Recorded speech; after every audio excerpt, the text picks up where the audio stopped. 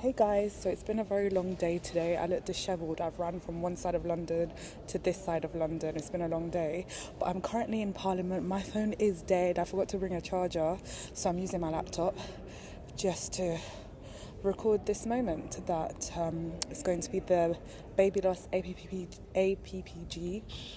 Hopefully there's going to be a ton of MPs answering questions around the inequalities, disparities around baby loss, and all the other things that are necessary to speak about in the prevention and aftercare and whatever else questions people think to pose.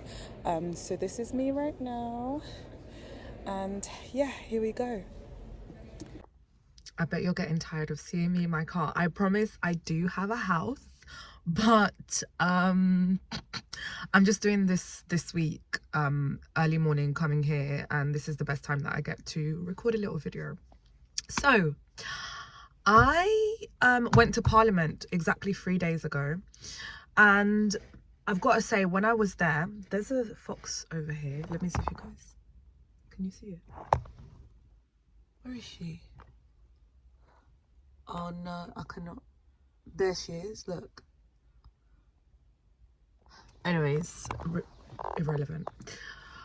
I went to Parliament it's now the third time that I've been into Parliament, and this is the first time that I went into, forgive me for my ignorance, I don't actually remember the name of that room, the chambers, I don't know what it's called, the one where they do like the Prime Minister's questions and things like that, where they do their main debates. I'm really sounding so ignorant. I need to fix up on that. But I went there, and this is the third time I've been to Parliament now. The other two times I've gone for APPGs, where I just sit in and listen to like organizations who have set up specific all parliamentary group talks about things in the communities. So obviously the community that I'm mostly keen in being involved in is those who have experienced the loss of their babies, bereaved families, as well as bereaved Black families and things like that. So I go to those APPGs too, because we know the statistics. I'm not going to go into it. I'm tired of talking about statistics. It's like, I just get so tired talking about statistics when it comes to baby loss, because you don't get to see the people behind it. I just don't feel like the statistics are even doing anything, because as much as we know how high the numbers are, there still doesn't seem to be any action. However, hearing from people or just knowing the faces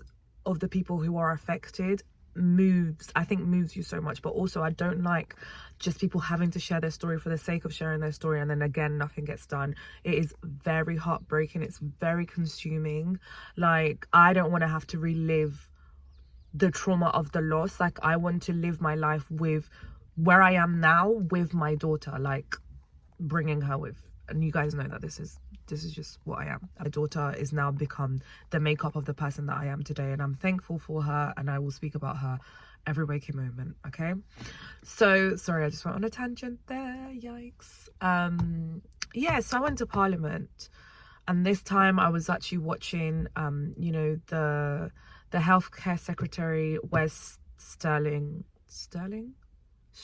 oh my gosh, Wes Streeting was there. Andy McNay spoke, Michelle Welsh also spoke, and it was just really moving to be able to hear their stories, and they generously shared about their children and things like that. I do have to say, it was meant to start at 3 p.m. Then it got moved to like 4. Obviously, that's just how these things work, unfortunately. Like, they take long when they are debating and they go over the hours and stuff like that. It ended up starting at 9 p.m. and by this point I was exhausted, and I wanted to stay there as long as possible, but I really couldn't. I feel like my energy was just being sucked out of me. I was literally so exhausted. My head was starting to throb, and I wanted to be involved and listen, but at this point Jeremy Hunt came and spoke, and I just don't feel like I was taking anything in. Like, I wasn't really listening. I wasn't using my critical brain. It was just like I was there. And it's so weird, right? Because I really believe in energy and things like that, and being in that place when you go in, as you walk through as you walk through Parliament, there are these statues, obviously, of colonizers. This is their country at the end of the day. There are these massive statues of big colonial leaders. And I don't know, like, that energy to me just felt I felt like I felt it. I definitely felt that. And it was like sucking a lot out of me. And then I just felt exhausted. I was very, yeah. So then I don't know if anyone is going to understand what I'm explaining, but this is how it felt being in there. And my head was throbbing. So I ended up having to leave earlier than I wanted to. I left at 10. And it went on until like almost midnight. And here's the thing, like, one of the things that I really liked about it was them using the time to say the babies' names. I think it's really important that whenever we do things that are about baby loss, that the babies are spoken about, like that their names are registered. And that's something that they did. They registered babies' names, people who had, you know, shared that they are happy to have their children's name in history, essentially, because now that is history. Like, if someone was to go and search that up, they will see these children's names. And I really like that. I usually do Instagram lives during Baby Loss Awareness Week, and there is a mum who basically, I just ask questions to parents, like questions that no one asks after your baby dies, like remembering what it was like when you were pregnant with them, what were your cravings, what was this, what was that and the other, trying to remember the moments of joy that there would definitely have been in there as well. And this mum, her name is Jules, she has this year was the second year I've done this, and she went and joined, and when she started she gave a list of names in order that they were born as well. And I just thought it was so brilliant to be able to have a placeholder of that. So because again I was so tired, I can only touch on the things that I was present for and the things that I felt moved to think about. I will say that from when I was there, and I probably need to rewatch what I missed. However, the one thing that really struck me was when Andy McNay was speaking about his daughter, who he and his wife lost. And he spoke about the effects that it had on his wife. And I believe this happened around 10 years ago. And what he was describing was the effect that it had on her mentally, because yes, it is a mental load. People think that it's just a moment that happens to you and then you recover. And then when he was talking about the load that it's affected her ability to go back to work, she's been signed off work, she hasn't returned to work. It just goes to show, regardless of, you know, whether you're somebody who has the resources, because I would imagine that him being an MP, he and his wife would be eligible to resources, support that's available to them, that would, you know, even with the right support, like, it's really difficult anyway. So you have these assumptions, and then just listening to the fact that she can't go back to her workplace is something that I've been talking about.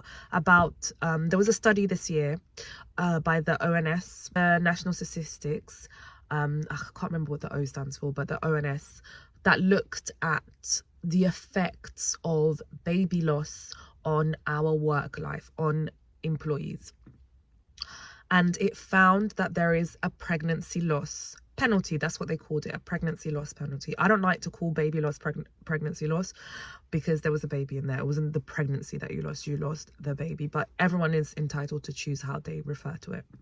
So they called it the pregnancy loss penalty, and essentially it means that once you have experienced, whether it's a miscarriage all the way to neonatal loss or SIDS, you lose a specific amount of money. So if it is a miscarriage, around 3,000-ish pounds is what people are losing because of the time that they take off work, obviously, the inability to come back to work, So that was for miscarriage. When it came to stillbirth, the statistics were like 13,000 and a bit pounds. And again, it's that thing of, can I go back to work? When should I go back to work? I feel uncomfortable at work. Going back to work and then not being able to stay at work, which is my lived experience. And I thought for a long time that I'm the only one that is finding this difficult. Obviously, there are some people that can easily go back to work and they're doing absolutely fine. Maybe their workplace was the place that gave them, you know, hope or like something tangible to ground themselves in the realness, or, you know, just be grounded again or whatever. But some workplaces don't provide you with that safety. They don't even really acknowledge, like, they will acknowledge what happened, but then it's almost like you're back to normal, like back to your old self. Like, going back to work in itself, finding the courage of returning back to a space where you were pregnant, they saw you carrying this baby, and all of a sudden you don't have the baby. It feels embarrassing, it feels shameful, it feels awkward. It's a lot of things, right? And people get uncomfortable around you as well. People don't know what to say, and you don't even know what to say. So it's just really hard, okay? And then brain fog. Like, people don't realize just how much your brain is clouded when you experience loss. Like, pregnancy in itself already makes you have brain fog because you get really forgetful of things. And so to have grief on top of that, to have PTSD, but to have trauma of losing a child on top of that, your memory is trash. Your memory is so trash. And so work, depending on what you do, expects you to be agile, quick, get back to the same pace that you used to be, forgetting that you are not the same person that you were before. So that's really tough. Like, you have to bring up a lot of courage to return back to your workplace. And if your workplace isn't providing you the right tools of, like, sitting down with you and honestly saying the words, how can we support you after the loss of your baby, actually vocalizing it, not just being like, how can we support you, and then maybe not really doing that support, like making sure that there's an open door policy of being like, let us know whenever it feels this type of way, whenever it feels that kind of way. Let us know if there's triggers. You know, there are so many things that there should be a sit down conversation with. Let it be led by the person and tell them, look, you can change your mind about this, that, and the other. Because as much as some people might be able to just roll up in the workplace and say it how it is, after you lose your child, that's a very sensitive, difficult conversation to have. And like, you need to be told sometimes, like, you need to be told you have permission. You have permission to tell me where you're at. I think back at my own workplace, like, the CEO of my workplace, she was buddies with everyone. The whole point was like, it's supposed to feel like a family and whatever. And I felt when I returned, I didn't get anything from this person. You know, you're supposed to be, that's what she set claims to be. And when she used to come into the office, I'd see her relationship with my colleagues, and I'm like, damn, I don't have that kind of relationship with her. Even when I tried, there'll be moments where I tried to make like comments or jokes to kind of get in her inner circle, but it just wasn't like that. And it's not to say that I'm asking to be cradled, so much so that I left because I knew that it wasn't for me. But you do need to see how life experiences can change a person and just accommodate for that person and vocalize it, not just be a thing, oh, well, if she wants to talk about it, she can talk about it. No, just vocalize it, be real. Workplaces always send out emails, for example, when someone's had a baby, or conferences, so-and-so has had a baby, welcome, da, da, da, da. How about being part of Baby Loss Awareness Week? How about when Baby Loss Awareness Week comes, you can send out an email and just be like, thinking of all the babies, today's wave of light, let's light a candle in memory of the babies. Like, you don't have to single out that person, and actually maybe have a conversation with that person if they want to, and be like, we have thought about wanting to be more inclusive when it comes to baby loss and taking part of Baby Loss Awareness Week. We're thinking about this, that, and the other. Maybe just have that conversation. Like, I'm sure parents would be open to being involved or just being asked, and then if they don't feel it, they don't feel it, right? you know, what about donating money to a baby loss charity during baby loss awareness week? If somebody in your workplace has been affected by baby loss, do more. And the thing is, baby loss in the UK, miscarriage, for example, is 1 in 6 pregnancies end in a miscarriage. That is a lot of people. So I'm sure in a room of 40 people that work in a place, somebody has experienced a miscarriage in there. And most of the times people don't even tell you that they've experienced a miscarriage. It happened yesterday, they're going to work the next day, and they're still passing, you know, their baby, sorry, oh, that just sent me, they're still going to the toilet with bits of blood coming out of them without telling you anything. And when there's a policy already in place, as long as you're working with people who, you know, are looking to start a family, you should just have a policy in place just in case. So if anything happens, they know that they can count on you. Like, some workplaces can even provide and pay for counseling. I heard about this.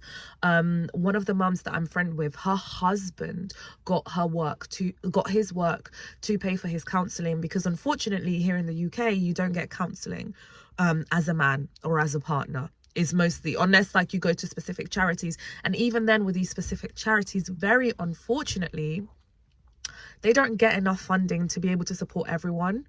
So if a workplace was able to support with counseling, asking that question, have you got counseling, do you need any help with your counseling, like, damn, is it that much to ask for? Yeah, so that's my rant for today, guys. That is off of the back of going to Parliament. I know I'm not speaking specifically about everything that happened in Parliament because it just felt really heavy that day.